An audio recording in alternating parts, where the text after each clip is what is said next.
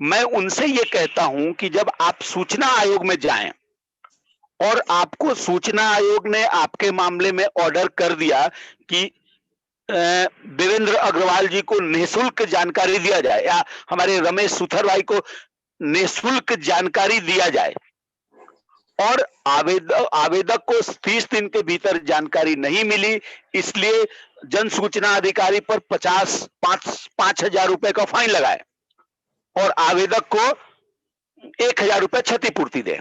देखिए 3 आदेश हुआ इसमें। फ्री ऑफ कॉस्ट दिया जाए, तो सरकारी जितने भी विभाग होते हैं किसी सरकारी कर्मचारी के नहीं होते, वो हमारे विभाग होते हैं, उनमें जो फंड आता है वो हमारा फंड है। तो फोटो कॉपी कराने का मान लीजिए 100 पेज की जानकारी है, 100 पेज की जानकारी को फोटो कॉपी कराने में मान लीजिए 200 रुपए यदि लगता है, तो 200 रुपए जो फोटो कॉपी का कॉस्ट होगा वो जन सूचना अधिकारी के द्वारा भुगतान किया जाएगा। दूसरी बात यह कि अगर जन सूचना अधिकारी पर 5,000 रुपए का अर्थदंड हुआ है, तो वो 5,000 रुपए अर्थदंड जन सूचना अधिकारी के वेतन से कटेगा। तीसरी बात, अपीलार्थी को जो 1,000 रुपए देने का आदेश हुआ है वो जन सूचना अधिकारी के वेतन से कटेगा। ये तीनों बात उसको पैकेट से निकाल के देना नहीं है।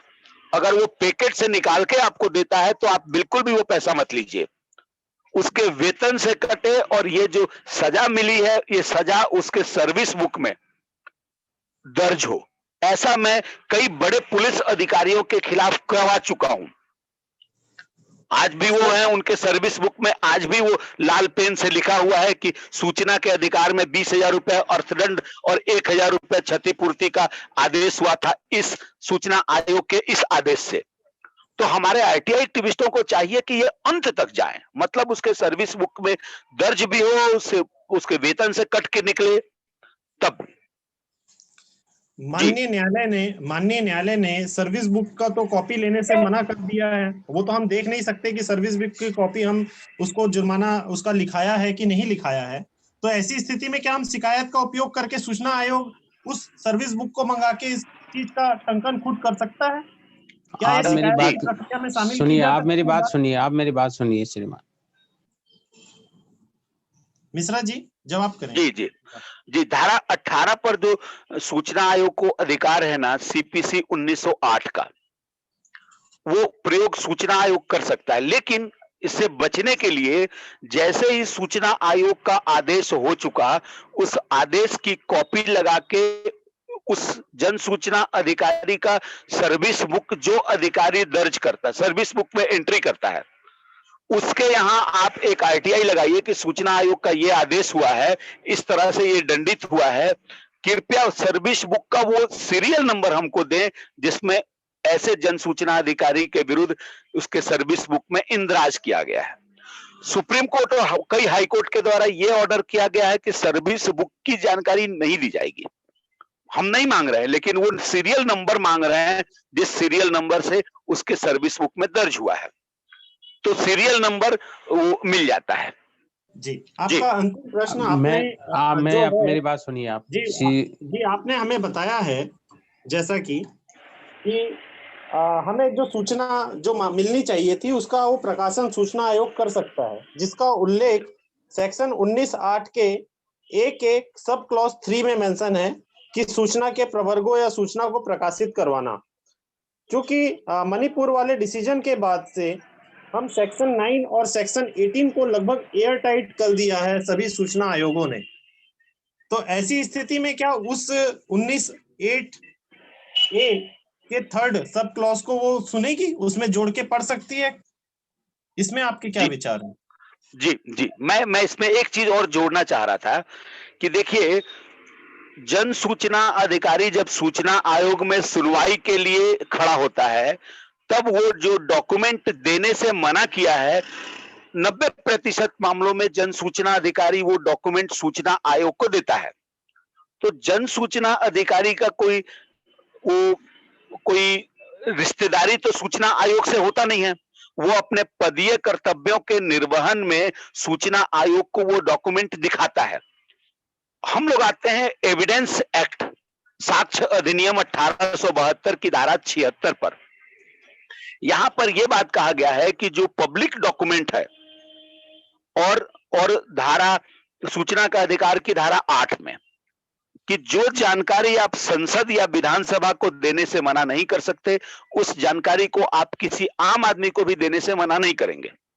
अब मैं पूछता हूं कि सूचना आयोग को जन सूचना अधिकारी जो डॉक्यूमेंट दिखाता है, हम लोग बड़ी अदालतों में जब खड़े होते हैं तो अपोजिट पार्टी कोर्ट में जो डॉक्यूमेंट पेश करती है उसकी एक कॉपी हमको पहले से देती है।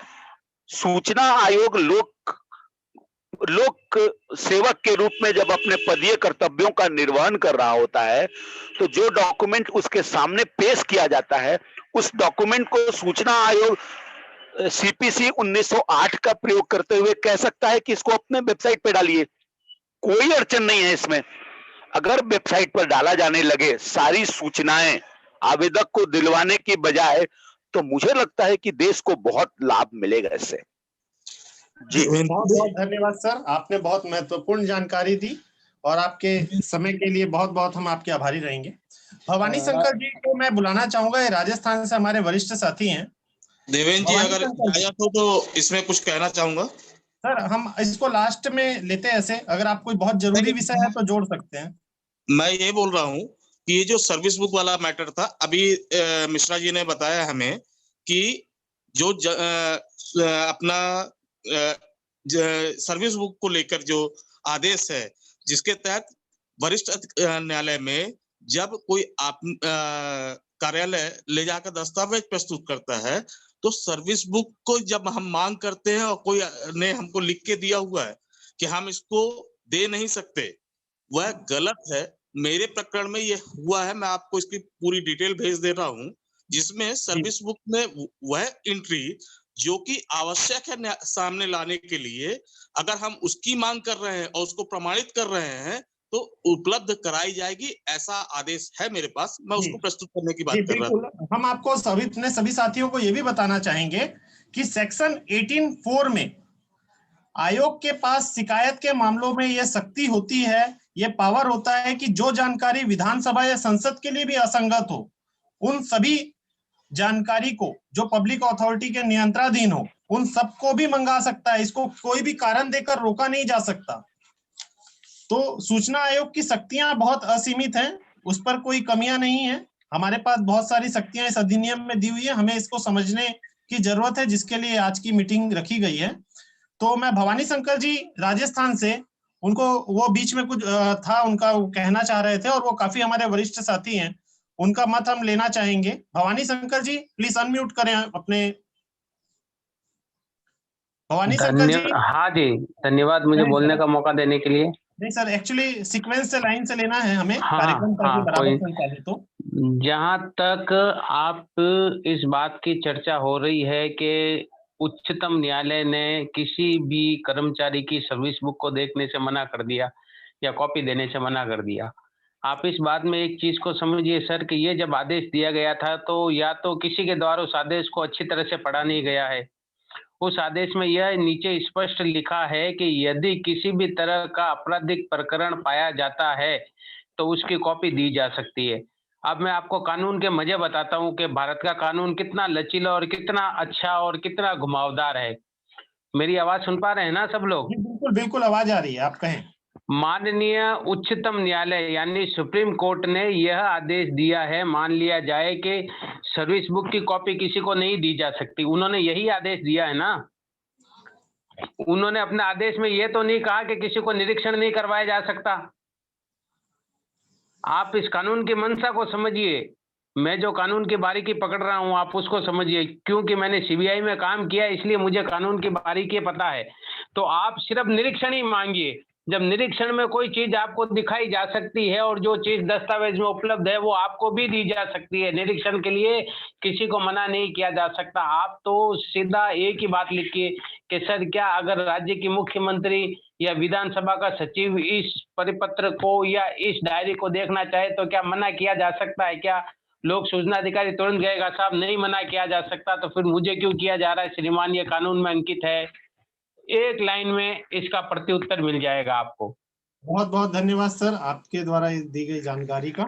अब मैं जो है कार्यक्रम को वापस अपने मुद्दे पर, आज के विषय पर वापस लेना चाहूंगा। तो कृपया आप सहयोग करें सभी साथी। रमेश सुतार जी राजस्थान से हमारे साथ जुड़े हुए हैं।